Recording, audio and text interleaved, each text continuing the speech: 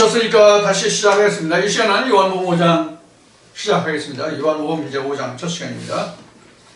자, 예고한 바와 같이 5장에 들어가면 뭐부터 나오냐면 이제 베데스다 연못에서 각종 편지하고 고침을 받는다는 말씀으로 시작되는 부분이 바로 요한복음 5장이 되겠습니다. 자, 그럼 요한복음 5장 역시 같은 방법으로 본문을 읽으면서 살펴보도록 하겠습니다. 그 후에 유대인의 명절이 있어 예수께서 예루살렘에 올라가시니라. 우리가 그 유대인의 명절 중에서 좀 큰 명절을 한번 따져보면 무교절이 있고요. 그 다음에 칠칠절이 있고요. 그 다음에 이제 초막절이 있고요. 뭐 이런 이제 그 절기가 있습니다. 유대인의 절기가 상당히 많이 있는데요. 이건 이제 민수기나 레위기나 민수기 이쪽에 보면은 절기에 대해서 잘 나와 있습니다. 특히 이제 레위기에 보면 제사를 그 레위 족속이 행하기 때문에 레위기 말씀에 보면 제사가 많이 나와 있어요. 물론 민수기도 많이 나와 있고 민수기의 절기를 드리는 자세한 내용이 기록된 말씀들도 나와 있습니다. 그러나 현재 절기는 우리 이 말씀을 듣는 우리에게는 이 절기가 사실 아무런 필요가 없는 것이 되었습니다. 근데 이 구약에서 기록하고 있는 모세기에 기록하고 있는 이 절기에 관해서는 아직도 40년이 되지 못한 사람들은 이 절기가 중요하다고 할 수 있겠죠. 표면적인 절기를 지켜야 하니까. 그렇기 때문에 그 사람들에게는 절기가 필요하겠지만 40년이 된 사람들은 사실 절기가 그다지 필요 없습니다. 지금 제가 40년이라는 말씀을 드렸는데 40년이 무엇에 대한 관한 것인가 하는 것은 이 말씀을 진행하면서 바로 말씀을 드리기로 하겠습니다. 그래서 우리가 모세경에서 기록하고 있는 모든 절기는 예수 그리스도가 와서 예수 그리스도와 함께하는 자에게는 그 절기가 그다지 중요하지 않습니다. 다만 그런 사람들에게는, 즉 40년이 된 사람들에게는 무엇이 중요하냐면 가난의 회복에 중점을 두어야 합니다. 자, 이러한 면을 이제 뒤에서 말씀드리도록 하고, 자, 우리가 지금 이제 요한복음 5장을 시작하는데 여기서 이제 그 절기를 보면 지금 말씀드린 바지 무교절, 칠칠절, 초막절 이 세 가지를 들 수 있는데, 그러니까 유대인의 3대 절기겠죠.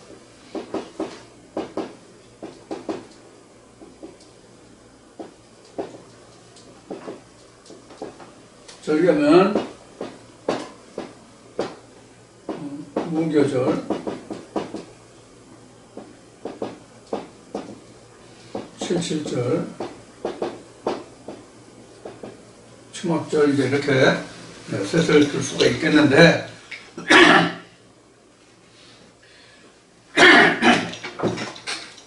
이 세 절기는 이제 우리가 이제 설명을 하면은 이제 이런 뜻이 됩니다. 무교절은 뭐가 그 무교절이냐면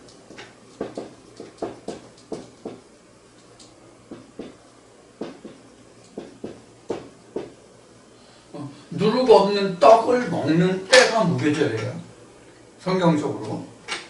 그래서 그 누룩 없는 떡을 먹는 것은 그래서 무엇을 지냐면 6월절이 필요하죠. 6월절은 어린 양의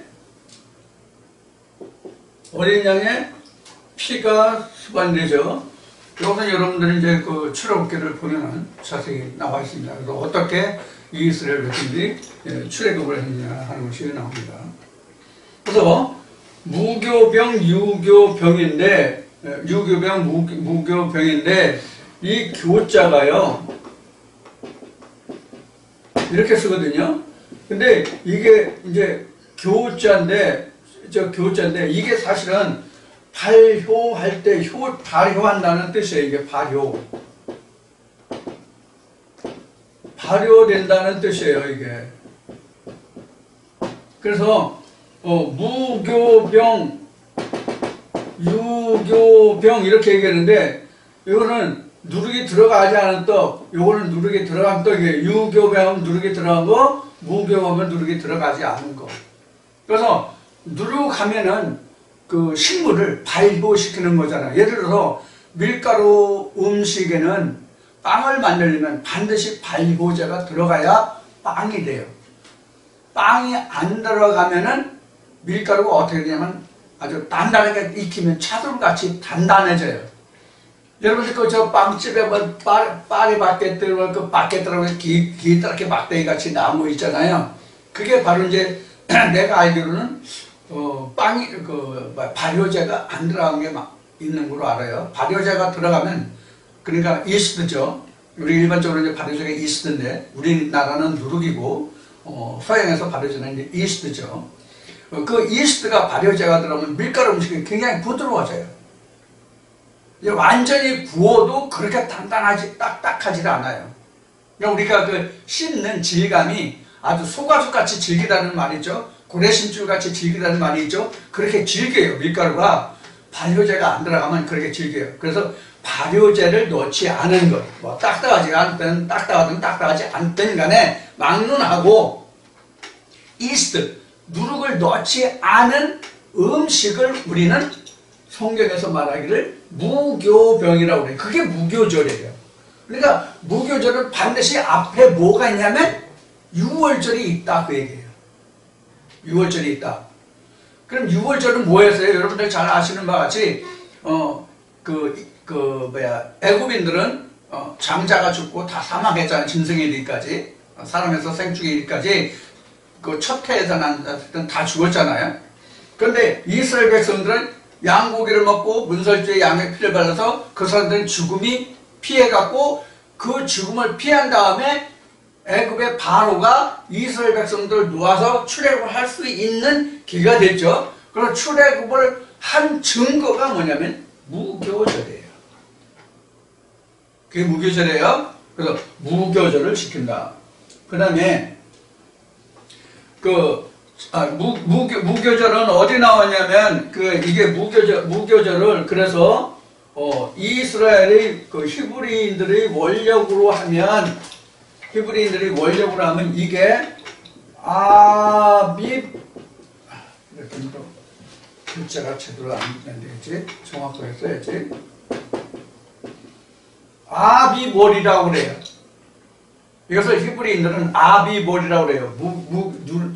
유월절을 지나서 무교절을 아비몰. 이게 우리로 말하면 1월달에 1월. 그러니까 하나님의 역사의 시작이 아비몰이에요. 그러니까 유월절을 지나서 이스라엘 백성들이 출애굽을 하면 그것이 1월 1일이에요. 성경적으로 지금 그래요. 옛날에는 히브리인들이 이런 절기를 지켰지만 지금은 이제 이래요. 이걸 아비몰이라고 참고로 말씀을 드리고, 그 다음에 77절은 뭐가 77절이냐면 맥추절이 77절이에요. 맥추절, 맥추절이 77절이고 그 다음에 가을에 수장절이 있어요. 그 두 번 추수하는 걸로 되어 있어요. 그러니까 성경에서 이야기하는 이 77절에 관한 것이 이제 맥추절과 수장절. 그러니까 맥추절은 그러니까 보리 추수예요. 추수고 수장절은 이제 일종의 이제 가을 추수로서 이제 이때는 우리로 말하면 가을거지. 그래 맞아. 가을거지로 가장 좋겠네. 가을거지. 요게 우리가 현재 하는 거로 보면 추수감사절 이렇게 볼 수 있겠죠. 그래야 되는 거예요. 그러니까 수장절은 그 해를 마침이에요. 그 해를 마침이에요. 그러니까 추수가 끝난 거잖아요. 추수가 끝나면 그 해 농사는 끝나는 거잖아요. 가을 추수가 끝나면. 바로 이게 이제 그래서 수장절이에요. 이게 이제 77절이에요. 이 77절이 어떻게 지켜지는지는 앞에 말씀드렸듯이 민수기에서 찾아보면 자세히 나옵니다. 며칠간 드리고 어떻게 드리는지 자세히 나옵니다. 여러분들이 참고를 하시려면 민수기를 봐서 한번 읽어 두시는 것도 조리라고 있습니다. 그래서 요거는 출애굽기 34장 22절에 나옵니다. 이거는 출애굽기 22절로부터 보면 77절에 대해서 나옵니다. 그 다음에 이제 초막절인데, 초막절은 매년 7월 15일이에요. 초막절은 7월 15일. 이것도 이제 우리가 이제 모세계획에 보면 자세히 나옵니다. 그래서, 이건 이제 매 7년 끝이라는 의미가 있어요. 매 7년 끝. 매년 7년 끝에 드리는 것이 초막절이다. 이렇게 이제 보시면 돼요. 이게 이제 제가 좀 이제 정리를 했는데, 이게 신명기 31장에 나옵니다. 10절인가? 그런 나옵니다. 자, 이렇게 이제 나와 있는데, 요 세 절기는 이스라엘 백성들에게 어떤 중요성이 있냐면, 하나님이 이 3대 절기라고, 이스라엘 3대 절기라고, 이 3대 절기에는 이스라엘 백성들이 남자로서 20세 이상은 매년 3차례 하나님께 보일지니, 이렇게 나왔거든요. 그 절기가 바로 이 세 절기예요. 이게 바로 거기 5장에서 나오는 유대인의 명절이 있어. 그 명절이 지금 이 중에 어떤 명절인지는 모르지만 이 세 번이 이 세 개가 이스라엘의 가장 큰 명절이에요. 그 중에서 가장 크다고 한다면 무교절이가 가장 크다고 할까? 중에서 오늘 우리도 매해 신정 구정인데, 우리나라는 아직까지도 구정소를 중요시 여기고 구정 때 조상을 섬기고 하는 그게 있죠. 그래서 이스라엘 백성들도 방금 말했듯이 아비볼에 이렇게 자기 조상을 섬기는, 하나님을 섬기는, 조상이 아니라 자기 하나님을 섬기는 이런 절기로 삼았단 말이에요. 그러니까 우리가 성경적인 절기로 무교절을 지낸다고 하는 것은 거듭남을 완전히 받은 자가 하나님 앞에 나아가는 그 첫날이 바로 무교절이 된 거예요. 이게 성경적으로 말하면 20세 이상은 1년에 3차례 하나님께 보일지니, 이렇게 남자만, 여자는 아니에요. 남자만 하나님께 보일지니 이렇게 되어 있는데, 그것이 바로 무교절이에요. 그건 가장 큰 날이에요. 첫날. 그러니까 우리가 이 날을 뭐냐면 내가 하나님의 생명을 부여받은 그 첫날이라고 볼 수 있어요. 이게 다른 말로 하면 우리 기독교에서 사용하는 다른 말로 하면 요것이 이 무교절이 자기의 크리스마스예요. 그래서 자기의 크리스마스는 성경적으로 말하면 1월 1일이 되는 거예요. 사망에서 생명으로 옮긴 그 첫날, 그날이 크리스마스요. 즉 내가 하나님의 아들로 태어난 날이요. 그날이 그리스도의 연역, 하나님의 연역으로 첫날이에요. 그래서 사실 따지면 무교절이라고 하는 것은 우리로 현재로 보면 자기의 크리스마스다. 그게 하나님과 내가 시작하는 첫날이다. 이렇게 볼 수 있어요. 이해가 되셨죠? 그러면 이런 무교절이 있어야 그 다음에 77절로 초막절도 올 거잖아요. 초막은 내가 하나님의 장막에 들어가는 날이 초막절이에요. 따지고 보면, 우리가 영적으로 보면, 그 다음에 이것은 이 77절은 우리가 하나님 안에서 거두는 그 추수예요. 뭘 추수하겠어요? 하나님 말씀으로 내가 얼마나 심고 어떻게 가꾸고 어떠한 열매를 맺었는가를 점검해보는 그 절기가 77절이다. 이렇게 보는 거예요. 그런데 우리가 이제 1년을 사는 것은 1월달부터 12월까지잖아요. 이렇게 따지든 아비벌로 따지든 아니면 우리가 세상 사는 연령으로 따지든 어느 시기로 어느 절기로 따지든지 간에 그리스도의 연령으로, 성경적인 연령으로 따지든 아니면 우리가 세상 사는 세상 서기력으로 따지든지 간에 그것이 매 복년 돌아오잖아요. 우리가 사는 동안은. 그런데 이것이 하나님 안에서 보면 1년이에요. 하나님 안에서 보면 나로서는 인생으로서는 매복년 살아가지만 하나님 안에서는 여기가 무교절이 출생이고 여기가 출생이고 여기는 아버지 보좌예요. 여기 평생이라고. 그러니까 우리는 그동안 이루어지는 게 뭐예요? 사실은 77절뿐이 없다고 보면 돼요. 무교절은 출생이고 초막절은 아버지의 보좌니까 내가 사는 동안에 매 복년 이것이 돌아오자면 77절만 계속 돌아온다. 77절만 계속된다. 즉 나의 사는 평생 동안 하나님의 말씀의 씨로 심어서 말씀의 씨로 거두고 그것이 내가 하나님께 드려지는 것이면 내게 초막절이 있는 것이고 하나님께 드려질 예물이 없으면 초막절이 없는 것이고 즉 둘째 사망을 넘어가지 못하는 거고 둘째 사망까지 6월이 돼야만 그 다음에 아버지 보좌로 가는 무교절이 있을 거 아니에요. 그렇죠? 요 표현을 한다면 여기 나온 표현으로 한다면 그렇죠? 예. 내가 육신으로 있을 때 육신을 벗고 하나님이 영으로 육신적이가 아니고 하나님이 말씀으로 내가 거듭나는 그런 때가 바로 출생이라면 평생 동안 그 양식을 심어 하나님의 말씀을 씨를 심어 그래가지고 어떻게 거뒀냐 그 결과에 따라서 초막절 때 내가 하나님 보좌에 가느냐 아니면 보좌에 가지 못하느냐가 결정된다 그런 얘기예요. 그래서 이것이 일생이 평생이에요. 영적으로 보면 이게 평생이라고. 우리 세상 살아오면 연봉연 오지만 이해가 되셨죠? 자, 그것이 지금 우리가 5장 1절에서 요한복음 5장 1절에서 볼 수 있는 말씀입니다. 자, 예루살렘에 대해서는 여러 번 말했기 때문에 오늘은 언급하지 않겠습니다.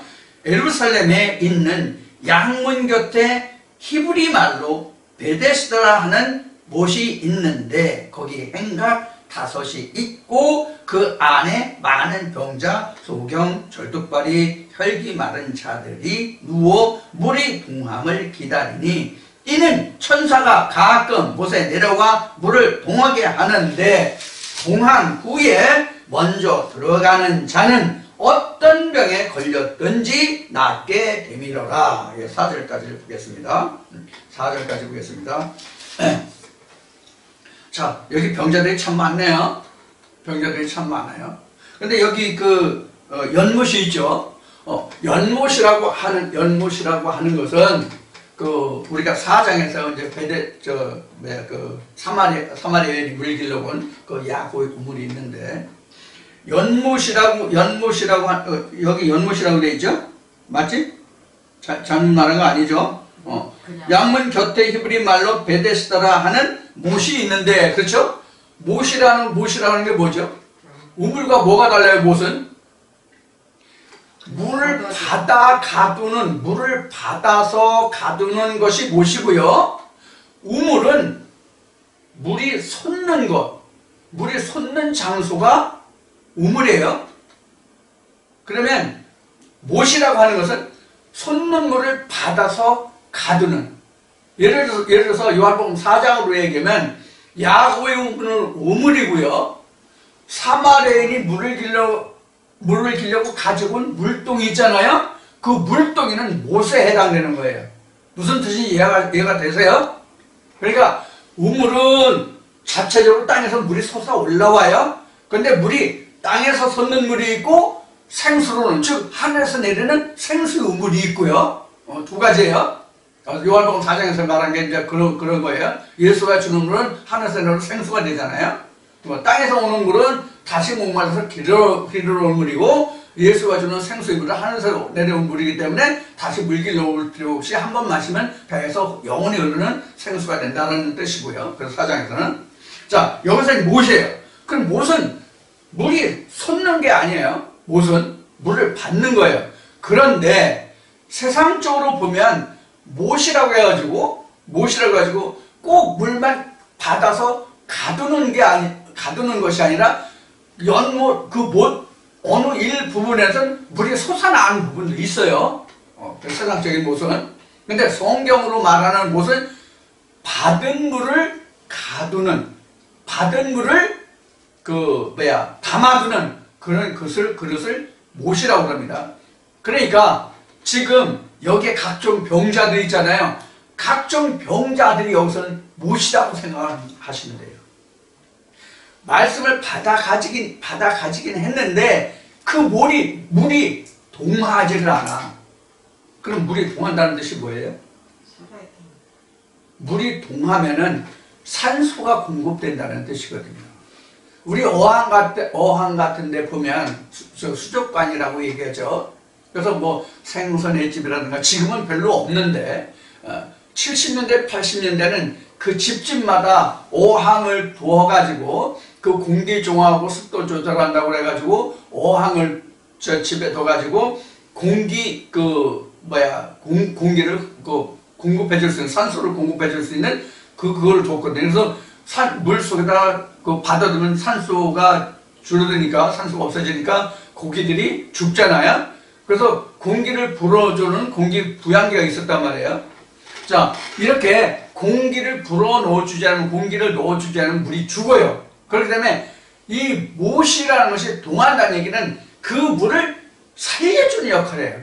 그러니까 죽은 물을 생수가 되게 하는 역할을 물을 동하게 하는다, 이런 얘기예요. 근데 이 물을 누가 동하게 한다고 그래요? 천사들이. 언제? 가끔. 가끔이라는 것은 언제 어느 때일지 몰라. 정해진 시가 아니니까.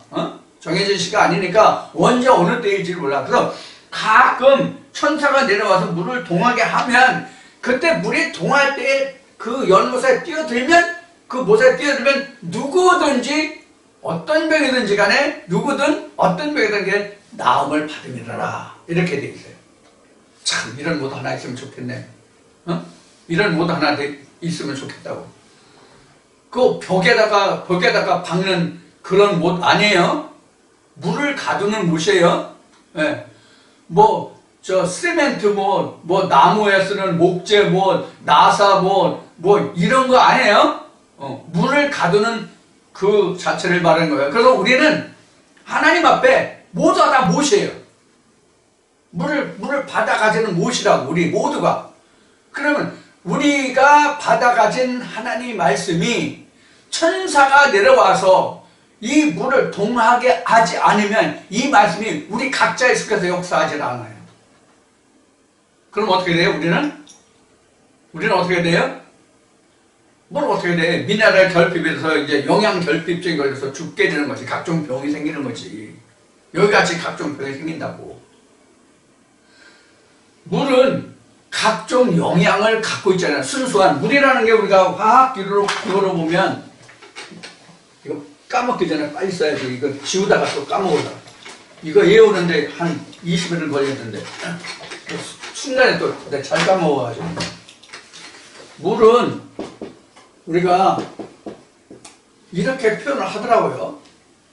이렇게 표현을 하는데 물이 이런 것만 있는 게 아니라고. 여기에 플러스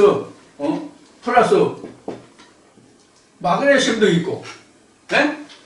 Fe 철분도 있고, F 같은 F지만 E가 들어가면 철이고, F만 쓰면 이거 불소거든요. 이런 것도 있고요. 칼슘도 있고요. 네? 칼슘도 있고요. 카리움도 있고요.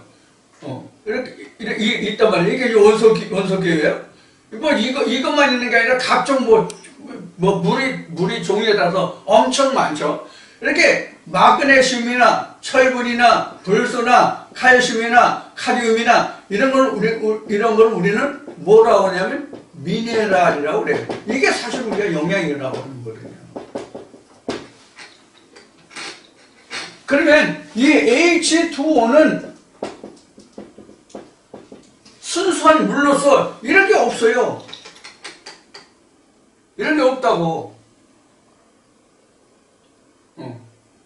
H2O는 우리 지금 원소 기호에서 보는 맛이 이거 화학식인데, 화학식 기호로 H2O 수소가 2개, 산소가 하나. 그래서 이건 원자가가 1이고 이건 2이기 때문에 같은 등가로 이퀄이 되려면 이거 하나 더 있으니까 H가 2개다, 수소가 2개다, 산소가 하나다. 이런 뜻이거든요. 그래서 수소가 두 개 있어야 산소 하나와 같은 질량이 되는 거예요. 질량.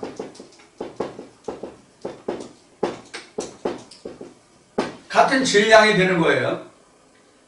제가 중학교 때인데 이거 화학식이 이거 너무 좋아가지고 중학교 때 내가 그 화공학을 해야겠다는 생각을 한 적이 있어요. 사실 이거 학기가 너무 재밌더라고 이게. 이거 풀어보면 이게 이제 우리가 이제 중학교 가면 이제 원소 기호표에서 그 원소 기호표도 이제 암기하고 그랬는데 옛날 얘기지만 이런 이제 생각이 드네요. 그래서 순수한 물은 이런 게 없다만 영양이 없어. 그럼 생수가 아니죠 사실은. 그렇죠? 여러분들 지금은 그 물을 사서 드시는 분들이 많을 거예요. 저만 그런 게 아니라 저는 시골에서 좀 수질이 그 상수도 시설이 아니고 마을 상수 때문에 수질이 안 좋아서 그 식용유는 음용수는 물을 사다 마시는데 바로 음용수에는 요 물만 있는 게 아니라 지금 이야기한 각종 그냥 통째적으로 씁시다.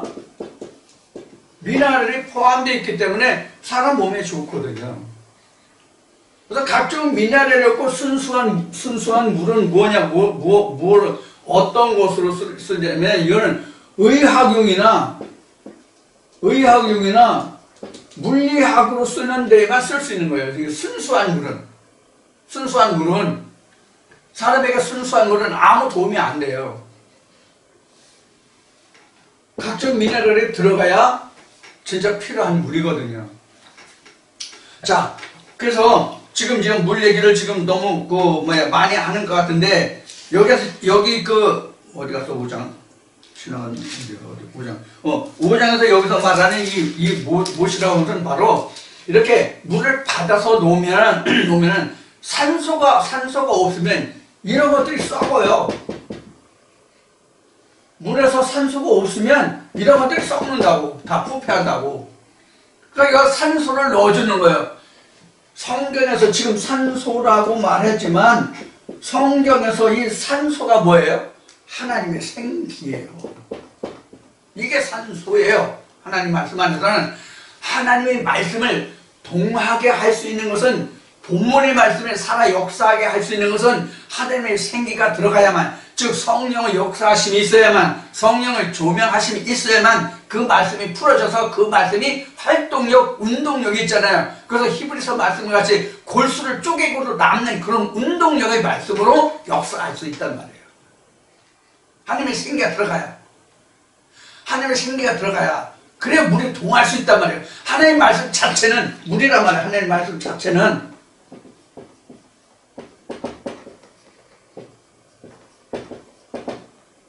같은 13절인가? 하나님 자체는 그냥 물이라고. 이 물이 있기만 하면 뭐래? 하나님 자체만 있으면 뭐냐고. 이 물에 동해서 나를 살리는 생수가 되어야지. 응? 그 생수가 되면 하나님의 생기가 불어넣어줘야 된단 말이에요. 하나님의 생기가.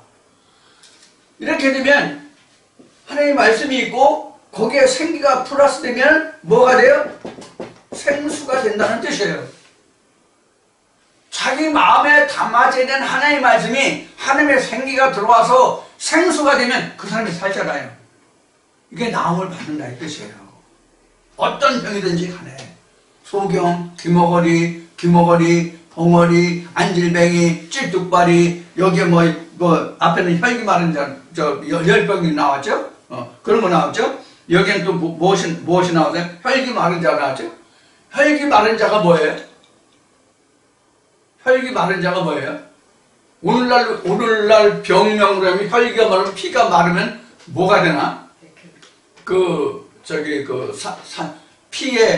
피가 마르면 백혈병이 되나? 백혈병이 되나? 피가 생명이잖아요. 성경에서 말하는 피는 곧 생명이라 이렇게 나오잖아요. 어디 나와요? 노아의 홍수 심판 때 피는 생명이니 너에게 먹거리로 고기도 주니 피는 생명이니 피채 먹지 마라 이렇게 돼 있죠. 그래서 피는 생명이란 말이에요.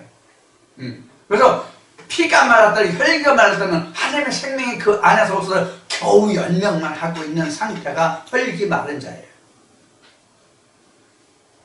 그래서 뭐 혈기 마른 자 안수해서 고친다고 생각하지 마세요. 그거 아니니까.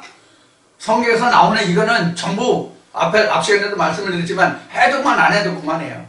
가장 중요한 것은 그렇게 영생이 있냐 없냐가 가장 중요한 거예요. 그래서 지금 여기에 물이 동할 때 들어가면 어떤 병이든지 다 남을 받는다는 이야기는 지금까지 설명을 드린 이러한 내용을 두고 하는 말이에요. 실제로 어떤 하나님이 못이 있어서 그 천사가 어떤 때 내려와가지고 그 물을 동하게 하는데 그 동할 때 들어가는 자는 남을 받는다는 뜻이 아니에요. 그러니까 이 말을 다시 하면 누구든지 간에 절름발이요, 소경이요, 봉어리요, 귀머리요, 절모, 혈기 마른 자요, 피 마른 자요, 뭐 이런 자들이 있다 할지라도, 이런 병에 걸린 자가 있다 할지라도 누구든지 간에 그 말씀을 인해서 천사가 와서 거기에 하나님의 생기를 불어 넣어주면 그 사람은 사는 거예요. 나는 거예요. 그럼 여기서 천사가 누구예요? 천사가 뭐가 천사예요? 그 말씀을 살려주는 역할을 하는 그 모든 사람이 다 천사예요. 이 말씀을 여러분들에게 증거해주는 이태수만 천사가 아니라 누구든지 그 사람에게 있는 말씀을 생기를 불어넣어서 그 영혼을 진짜 하나님의 백성이 되게 하면 그 사람이 다 천사라고. 천사는 히브리서나 사도행전이나 이런 기록된 바가 천사는 하나님의 말씀으로 하나님께 부림을 받는 자가 다 천사예요.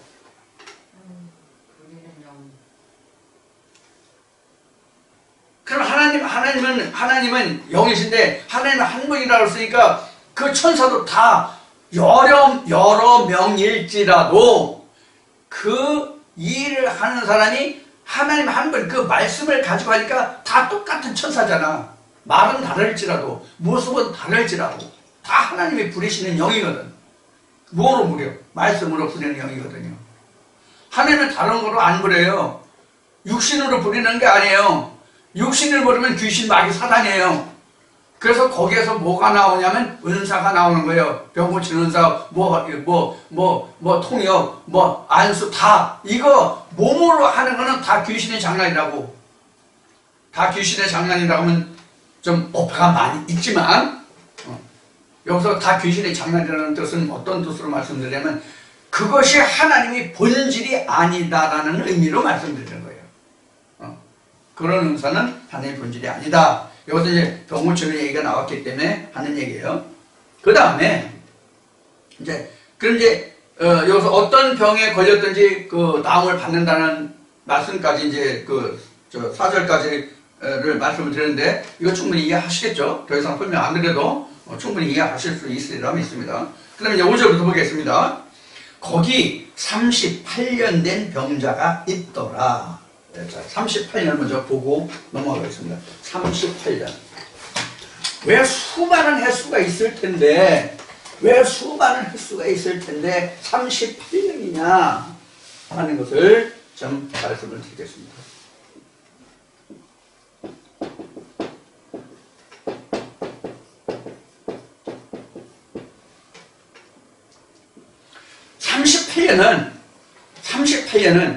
실제 38년을 뜻하는 게 아닙니다. 실제 38년을 뜻하는 게 아니라 이런 뜻이에요.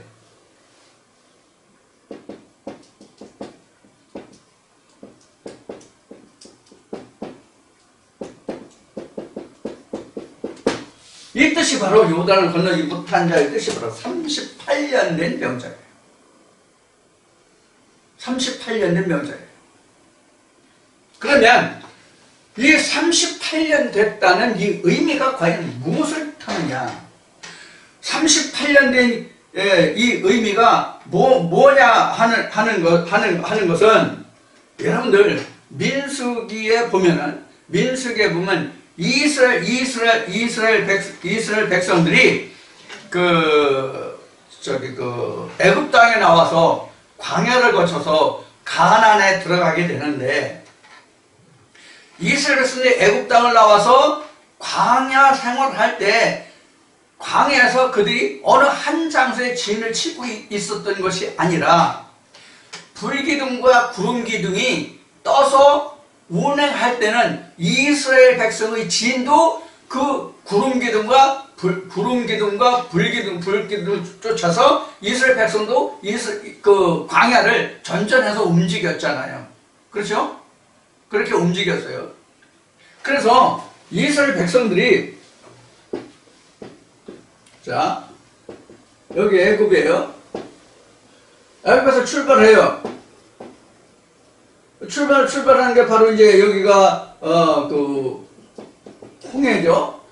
출애굽을 했다의 의미가 홍해를 건넜다 이 뜻이에요. 실제 이스라엘 백성도 당시에 그 애굽에서 출발해서 여기 광야로 넘어올 때에 여기 홍해를 실제로 건넜지만은 현재 우리로 보면은 방금 말씀드린 것 같이 무교절을 지나면 사실은 여기 홍해를 건너왔다 이렇게 봐야 돼요. 이스라엘 출애굽 역사로 말하면 그래요. 자, 그래서 이스라엘 백성들이 애굽을 떠났다, 즉 무교병을 먹었다, 무교절을 맞이했다. 첫 번째 그때가 바로 그 홍해를 건너는 출발점이에요. 자, 이렇게 거쳐서 광야를 거쳐서 어디로 넘어와요? 이거 수없이 얘기했기 때문에 여러분들 다 이제 뭐 꿰고 계시겠지만 여리고평을 나오죠. 이게 여리고성이죠. 이렇게 돼요. 그럼 이스라엘 백성들이 지금 이 광야에서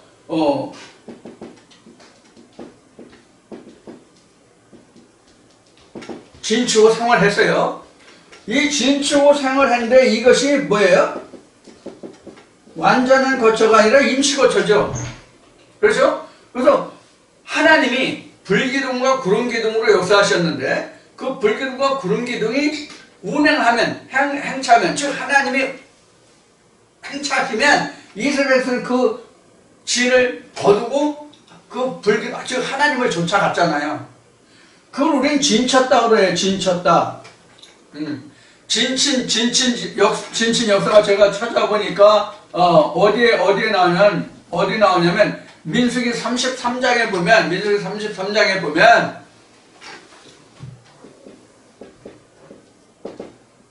여기 보면 이스라엘 백성이 진을 몇 번 쳤는지 여러분들 헤아려 보면 나올 거예요. 그래서 지금 여리고 평야가 나올 때까지 41번, 42번 그거 해야 될 때마다 좀 이제 차이가 이제 좀 헷갈려서 틀릴 수도 있는데 그냥 40번이라고 합시다. 그냥 간단하게 해서 이렇게 되는 거예요. 자, 그럼 38년 됐다는 뜻은 뭐냐면 38년 됐다는 뜻은 무슨 뜻인가 하면 이거 잘 들으세요. 38년 됐다는 뜻은 요단을 건너지 못했다고 되어 있잖아요. 왜 요단을 건너지 못했냐 하는 것을 지금 말씀드리니까 잘 들으시라는 얘기예요. 자, 요단을 건너지 못했다는 얘기는 무슨 얘기냐면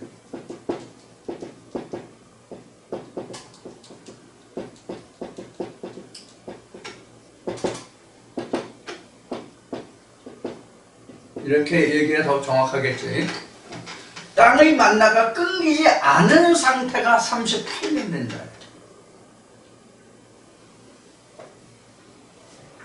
하나님을 계속 쫓아왔는데 하나님을 계속 쫓아오긴 했는데 아직 땅의 만나가 끊기지 않은 거야. 사실 영적으로 얘기하면 성경적으로 하면 땅의 만나가 끊기지 않았다면 무교절이 아직 안 온 거예요. 여기 무교절이 여기 홍해를 건넜다는 뜻이 바로 무교절이라고 얘기했잖아요. 그렇죠? 근데 땅의 만나가 끊기지 않았다는 얘기는 무교절이 아직이라는 얘기, 무교절이 아직 안 왔다는 얘기, 무교절이. 그래서 무교절이 지나서, 무교절이다. 6월절이 지나서 무교절이 되면 이게 바로 뭐예요? 거듭남이죠. 그럼 거듭남의 뜻은 뭐예요? 거듭남의 뜻은 지금 말씀드린 것으로 하면, 지금 말씀드린 것으로 하면 거듭남이라는 것은 6월절을 거쳐서 무교절을 맞이했다가 거듭남이에요. 지금 여기에서 이 말씀으로 설명하면. 잘 들으세요. 자, 만나가 끊기지 않은 상태가 38년인데 이 38년 됐다는 것은 만나가 아직 끊기지 않았다는, 아직 무교절이 안 왔다 그 뜻이에요. 무교절이 안 왔다 이 뜻은 6월절을 아직 치르지 못했다는 뜻이에요. 6월절을 치르지 못했다는 것은 아직도 내가 하나님을 쫓아간다고 하지만 아직은 사망이 있다 그 얘기예요. 누가 봐서? 하나님이 보았을 때. 하나님이 보았을 때 아직은 사망에 있다의 뜻이 바로 6월절을 치르기 전이란 말이에요. 즉 이스라엘 백성들을 얘기하면 출애굽 바로 전날에 6월절이 이루어지잖아요. 6월절 마지막 밤이잖아요. 그렇죠? 그래서 마지막 밤에 6월절을 통해서 그들이 양의 고기를 먹고 양의 피를 문설주에 바른 그 집에서는 사망이 건너갔잖아요. 사망이 지나갔잖아요. 사망이 피해갔잖아요. 이것을 우리는 6월절이라고 해요. 6월절이 지나면 뭐가 온다? 무교절이 온다. 그래서 무교절이 오면은 땅의 만나가 끊기고 하늘의 만나가 와요. 그래서 이것을 이스라엘 백성들의 역사를 보면 이 여리고평야에서 첫 번째 6월절을 치렀을 때 땅의 만나가 끊기고 뭘 했어요? 복근곡식을 인해서 땅의 만나가 끊겼다. 이 복근곡식이라는 게 뭐예요?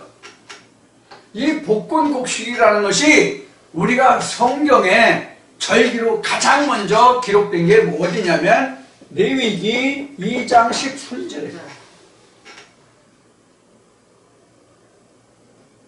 왜 그럼 레위기 2장 13절에 복근곡식이 되냐?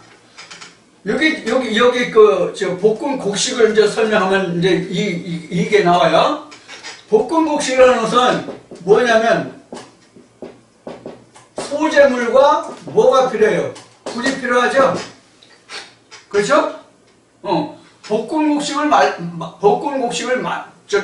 만들려면 곡식이 있어야 되고 우선 그 곡식을 볶으려니까 불이 필요한 게 불이잖아요. 그래서 소재물과 하나님의 불이 함께 필요한 것이 함께 들어가는 것이 포함된 것이 뭐냐면 복근곡식이란 말이에요.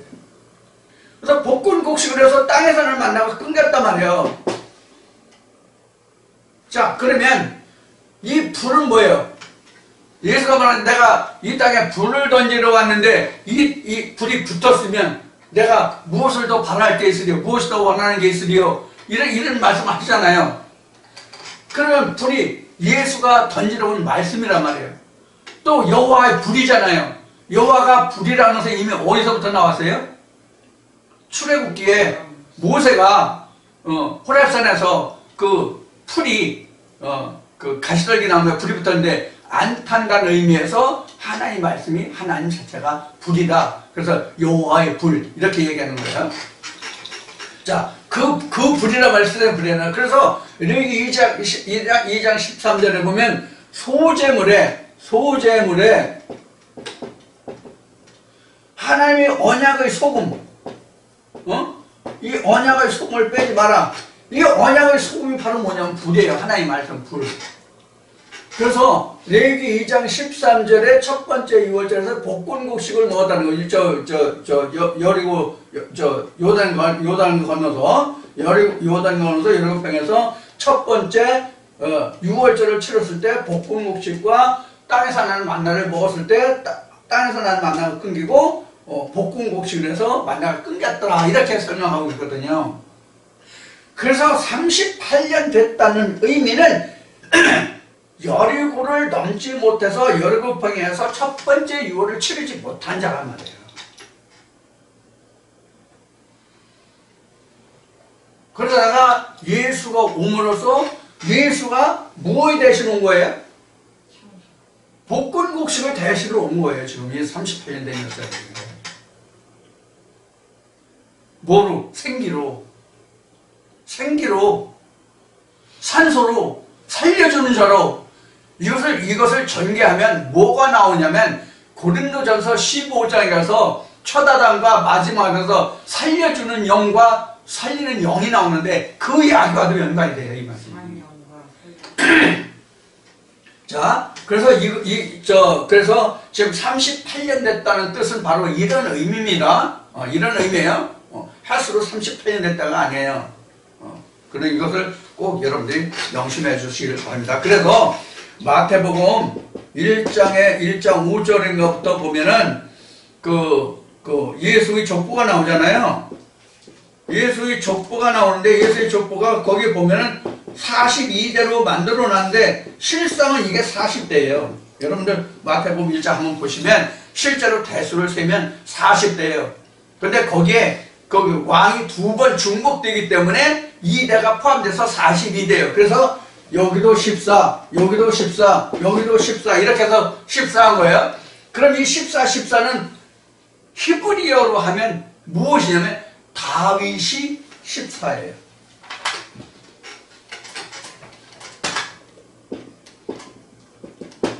다윗이 14예요. 다윗이 14인데 이 14가 그래서 14. 그럼 다윗이라는 건 뭐냐? 다윗이라는 여기서 14를 그 마태복음에서 이렇게 14로 만든 그 다윗이라는 뜻이 그럼 뭐냐? 하나님 또는 그리스도 또는 그 이름으로 하면 예수가 통치한다 이 뜻이에요. 그래서 여기는 마태는 일부러 여기를 14대 14대로 만드는 거예요. 인위적으로. 인위적으로. 그럼 이 40이 언제 이루어지나? 여리고 넘어와야 넘어진다니까? 그래서 요한복음 3장에서 시작한 것이 여리고 맞은편에서 요단강가에서 세례요한이 세례를 주었더라. 이렇게 되어 있어요. 왜? 40년을 채우려고. 40년을 채우려고. 거듭난 자가 되게 하려고. 그래서 예수도 요단강가에서 세례요한하고 세례를 받았잖아요. 자, 이런 의미가 들어있다는 것을 여러분들에게 말씀을 드리고요. 그 38년 이제 충분히 이해하셨을 거예요. 5절에. 그리고 예수께서 그 누운 것을 보시고 병이 벌써 오래된 줄 아시고 이르시되 내가 낫고자 하느냐? 병자가 대답하되 주여 물이 동할 때에 나를 못에 넣어줄 사람이 없어 내가 가는 동안에 다른 사람이 먼저 내려가나이다. 예수께서 가로되 일어나 내 자리를 들고 걸어가라 하시니 그 사람이 곧 나와서 자리를 들고 걸어갑니다. 자, 여러분이 본문에서 이빨이 몇 개 빠졌어요? 이빨 빠진 거 보여요? 안 보여요? 네? 이빨 빠진 거 보입니까? 안 보입니까? 이렇게 하면 또 못 알아듣시겠구나. 제가 또 썰렁 개그를, 아재 개그, 할아베 개그를 다녀가지고. 이상한 것을 발견할 수 있어요? 없어요? 네? 그래서 이빨 빠진 거 없냐고 물어본 거예요. 네? 여러분, 이 본문을 읽으면서 이빨 빠진 게 뭐예요? 못 갔는데 내가 이 사람은 걸을 수가 없는 사람이잖아. 걸을 수가 없는 사람이기 때문에 다른 병 걸려서 걸을 수 있는 사람한테 먼저 들어갈 수 있는 우선권을 뺏길 수뿐이 없잖아. 근데 여기서는 희한하게도 걷지 못하는 사람이 나음을 받았어. 이거 참 웃기네. 이거 코미디 중에서도 코미디 아니야? 그래서 여러분들이 이 본문을 읽으면서 이빨 빠진 점이 없느냐, 이상한 점이 없느냐, 이거 상하면 결국 빠지잖아. 그렇죠? 그러니까 이빨 빠진 데가 없냐 이런 거예요. 얼른 쏘는 게 자꾸 하네. 그래서 이빨 빠진 데가 없냐고 물어본 거예요. 뭐가 이상합니까? 아니 다리가 시원찮고 걷지 못하는데 안질병이나 쉬우냐 그렇지 이 사람. 걷지 못하니까 안질병이잖아요. 그럼 엉덩이로 엉금엉금 겨가야 될 거 아니야. 그럼 예를 들어서 눈이 안 보여. 눈이 안 보여도 지팡이 짚고 더듬더듬 소경들 가는 거 보면 정상인보다 더 잘 걷대, 장님들은. 그러면 안일병이라 훨씬 장님이 먼저 빨리 가. 그럼 장님이 나음을 받았다고 하면 맞을 텐데 하필이면 절름발이가 하필이면 절름발이가 그럼 성경에서 절름발이가 무슨 뜻이냐? 성경에서 절름발이가 무슨 뜻이냐? 본문은 왕성한데 영적인 내용이 없으면 절름발이야. 쉬운 얘기로 본문은 무성이 많아. 뭐 하나님이 태초에 천지를 창조하지만 그 말씀 또 어디에 또 있어? 뭐야 이런 사람들 많잖아요. 성경 달달달 외우는 사람들 많잖아. 성경 구절. 근데 그 실상의 내용을 몰라. 그 뒤에 숨겨진 그 뜻을 몰라. 빼앗긴 들에도 봄이 오는가라는 단원 그 글자 하나도 안 틀리고 토시까지 다 딸 아들도 못 낳고 딸 만난 사람이 있어. 그런데 빼앗긴 들은 무엇인지 봄이 무엇인지 하나도 몰라. 이게 절뚝발이 안질뱅이에요. 요새 이런 말이 많이 뜨대. 이 세상에서 가장 무섭고 무식한 사람이 책 딱 한 권만 읽은 사람이래.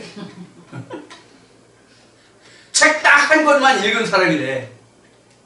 그래서 라디오 산을 들어오니까 어떤 부부가 있었는데 남자가 자기 부인한테 학을 뗐어. 근데 그 여자가 하필 읽은 책이 뭐냐면 페미니즘이야. 그래서 페미니즘 책을 이 여자가 딱 한 권 읽어서 평생에. 그리고 날마다 여자는 남자에게 밥 해주러 왔냐, 애 낳아주러 왔냐, 살림하려고 여자가 결혼했냐, 이렇게 트집 잡고 아무것도 안 하고 저는 놀러 다녀. 그래서 책 한 권 읽은 사람이 가장 무섭다라는 그 사연이 있었어요. 그 생각이 지금 갑자기 나네. 그래서 저도 무식해요. 책 딱 한 권만 읽었어. 그래서 맨날 빼앗긴 들만 얘기하잖아. 성경 이것도 성경 얘기할 때도 딱 성경만 읽어가지고 성경 얘기만 하잖아. 그러니까 얼마나 무식하겠어요. 그래도 여러분들 용납해 주세요 좀. 용납해 주시길 바라고 말씀을 드리겠습니다. 자, 그래서 여기에서 지금 자기가 스스로 제대로 걷지 못하는 이 사람은 절뚝발이에요. 이 절뚝발이가 뭐냐는 걸 지금 말씀드리다 보니까 지금 다른 얘기 나오세요. 자, 우리는 이와 같이 절뚝발이가 많아요. 그래서 예수는 이 절뚝발이를 고치러 오시기 위해서 하신 말씀이 뭐냐면 내가 율법을 폐하려 온 것이 아니라 율법을 오히려 온전케 하려 왔다 이렇게 말씀하신 거예요. 방금 빼앗긴 들에도 봄이 오라는 그 단원을 얘기했지만 빼앗긴 들에도 봄이 왔다는 것은 본문과 그 본문이 작가가 본문을 통해서 무엇을 드러내고자 했는지 무엇을 백성들에게 계몽하고자 했는지 그 뜻을 알아야 본문과 그 내용을 다 알아야만 그 본문이 작가의 의도대로 온전해지잖아요. 그럼 성경의 작가는 누구예요? 하나님이잖아요. 그럼 하나님이 이 글을 왜 쓰셨는지 이 글을 통해서 우리에게 하나님이 무엇을 보여주려고 하셨는지 그것을 알아야 그 본문이 온전해지잖아요. 그 뜻이 내가 율법을 폐하려 온 것이 아니라 율법을 온전케 하려 왔다 이렇게 말씀하신 거예요. 그래서 본문은 왕성하나 그 내용을 모르면 절름발이에요. 이 절름발이만 나면 뭐 앞에 나온 모든 병들이 다 낫는 거야. 다 낫는 거라고 그거 하나만 고치면. 반면에 그 앞에 한각 다섯이 있고 그 안에 많은 병자, 소경, 절뚝발이, 혈기 마른 자가 있는데 이것도 다 어느 하나만 고치면 나머지 다 낫는 거야. 절뚝발에대로 고치고 소경을 소경대로 고치면 그 다음에 절뚝발이 고쳐야 되고 그 사람에게 또 저 소경 벙어리도 고쳐야 되고 그런 게 아니에요. 하나만 고치면 나머지 병은 다 낫는다. 못 보는 사람에게 하나님과 예수 그리스도를 보게 하면 나머지 병 다 낫는다. 절름발이 병도 낫고 벙어리 병도 낫고 다 낫는다. 그런 뜻이에요. 그러니까 하나님 안에서는 하나만 고치면 다 낫는다. 나머지 병. 만병통치약. 옛날 제가 어렸을 때 50년대에 장터에 날마다 그 코 이렇게 하고 안경 뿔테 안경하고 코 이렇게 하면 그거까지 하고 그 이상하게 하고 북에 장군이고 발로 퉁퉁 치면서 애들 가라 뭐 이런 그 뭐 만병통치약 파는 거 아니고 아시겠어요? 자, 바로 성령이 교회들에 가시는 말씀을 들을 수 있는 귀와 보는 눈과 깨닫는 마음이 있으면 그것이 바로 만병통치약이다. 성경적으로. 아멘. 네. 그런 얘기예요. 그래서 각종 병들을 고친다는 거예요. 예수 앞에 와서 안 고칠 병이 뭐가 있어요? 뭐 여호와 이래 여호와 니시 그래서 병 고친다고 여러분 병 고치세요. 병 고치시라고 장려합니다. 적극 권장합니다. 그렇게 되시기를 원합니다. 병 고치는 자, 죽은 자를 살리는 모든 자가 되어 주시기를 간절히 기원합니다. 어떤 영적으로 육신적인 그 무엇을 행하려 하지 마시고